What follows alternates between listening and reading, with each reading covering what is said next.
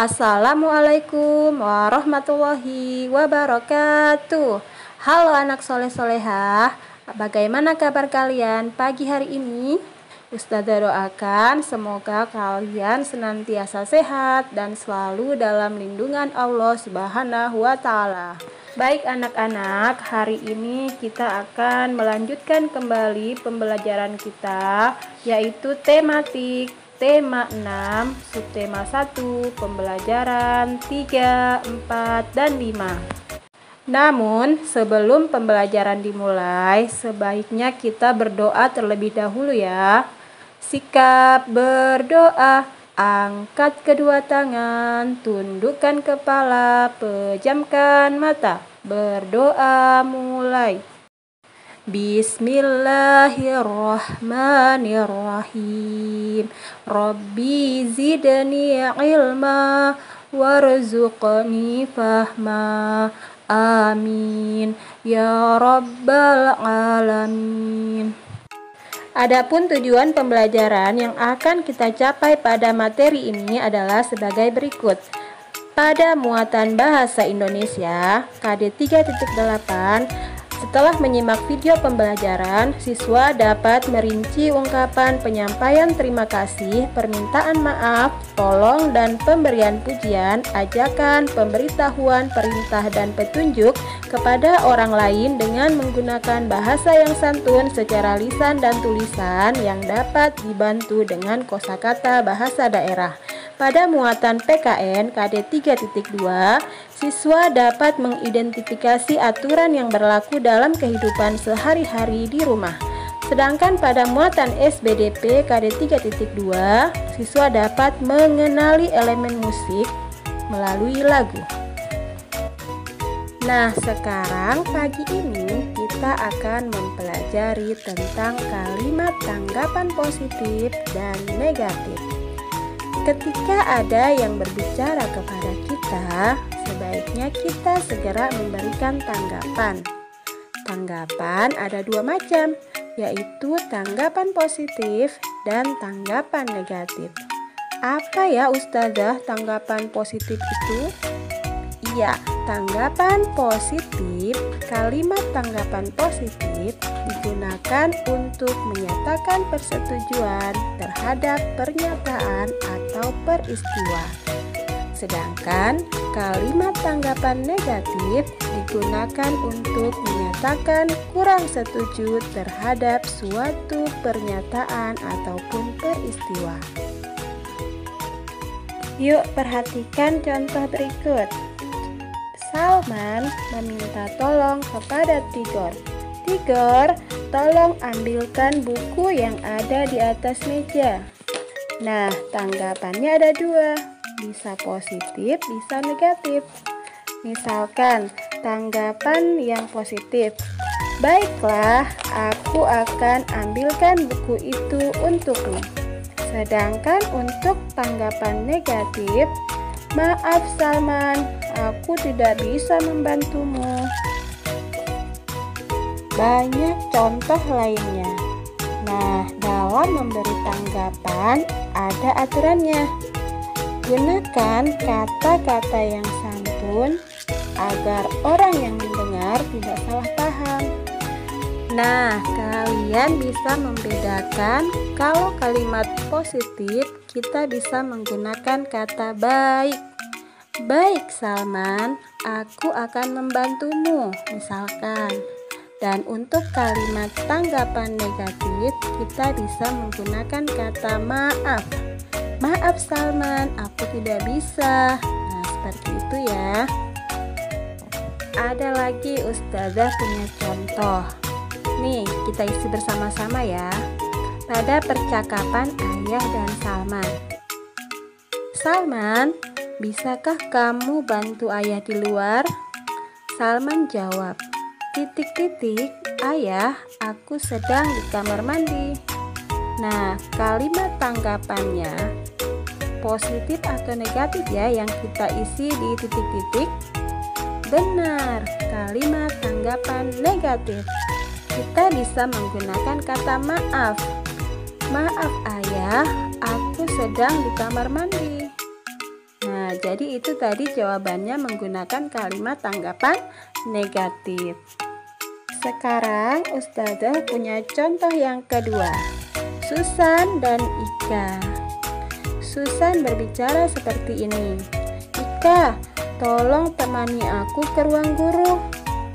Nah, Ika menjawab, titik-titik Susan, dengan senang hati.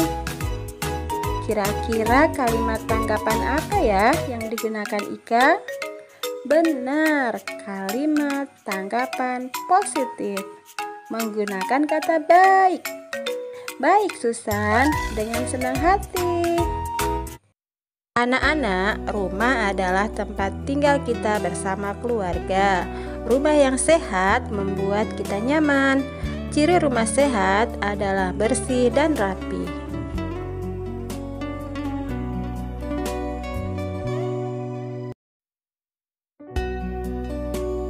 Anak-anak, menjaga kebersihan rumah merupakan kewajiban setiap anggota keluarga. Ada aturan dalam menjaga kebersihan rumah. Aturan tersebut harus dipatuhi agar rumah menjadi bersih dan bebas dari sarang penyakit. Anak-anak, perhatikan gambar ini. Jika kita malas membersihkan rumah, beginilah jadinya. Suasana rumah jadi kotor dan tidak nyaman ditempati. Banyak semut, lalat, dan serangga lainnya. Pakaian yang kotor dan menumpuk juga akan mengundang nyamuk. Anak-anak, kebersihan merupakan pangkal kesehatan. Jika rumah bersih, kita akan terhindar dari penyakit. Oleh karena itu, kita harus menjaga kebersihan rumah. Patuhilah aturan dalam menjaga kebersihan rumah. Berikut aturan-aturan yang harus kita patuhi dalam menjaga kebersihan rumah. Yang pertama, lantai rumah harus dibersihkan dengan cara disapu dan dipel. Yang kedua, merapikan mainan setelah bermain. Yang ketiga, semua pajangan di rumah dibersihkan menggunakan kemoceng. Yang keempat, kaca jendela harus dibersihkan menggunakan lap atau kemoceng. Yang kelima, membuang sampah pada tempatnya. Nah, sekarang kita akan mengidentifikasi alat musik dan cara memainkannya. Yang pertama ada drum. Tulisannya D-R-U-M. Drum ini cara memainkannya dipukul. Bunyinya seperti berikut ini. Selanjutnya ada alat musik yang bernama marakas. Marakas dimainkan dengan cara digoyangkan. Bunyinya seperti berikut ini.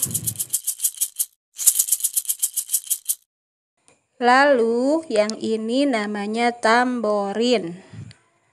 Dimainkan dengan cara digoyangkan ya, dimainkan dengan cara digoyangkan. Bunyinya seperti ini.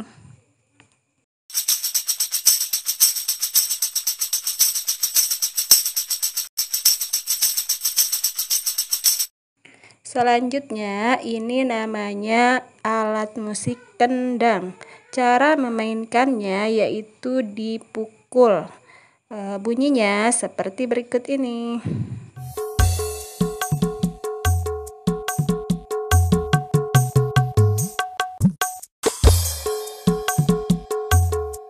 Nah, kalau yang ini kita biasa melihatnya di masjid. Nah, kalau yang besar ini namanya beduk. Tapi kalau yang tinggi panjang itu namanya kentongan. Memainkannya sama-sama dipukul.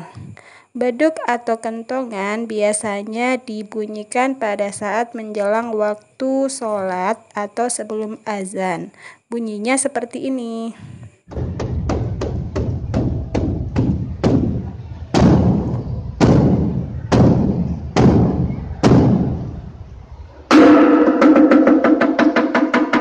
Lalu yang ini namanya rebana. Rebana dimainkan dengan cara dipukul. Biasanya di samping atau di pinggir dari rebana tersebut terdapat simbal untuk menambahkan bunyi. Berikut bunyi rebana.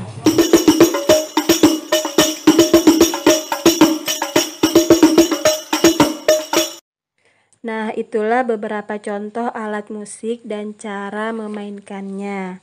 Oh ya anak-anak, alat musik dapat juga kalian buat dengan menggunakan barang-barang bekas yang ada di rumah. Caranya, yang pertama bisa kalian menggunakan galon bekas untuk membuat gendang. Kemudian botol plastik kecil bisa juga kalian isi dengan beras atau kacang hijau untuk membuat marakas. Alhamdulillah pembelajaran kita sudah selesai.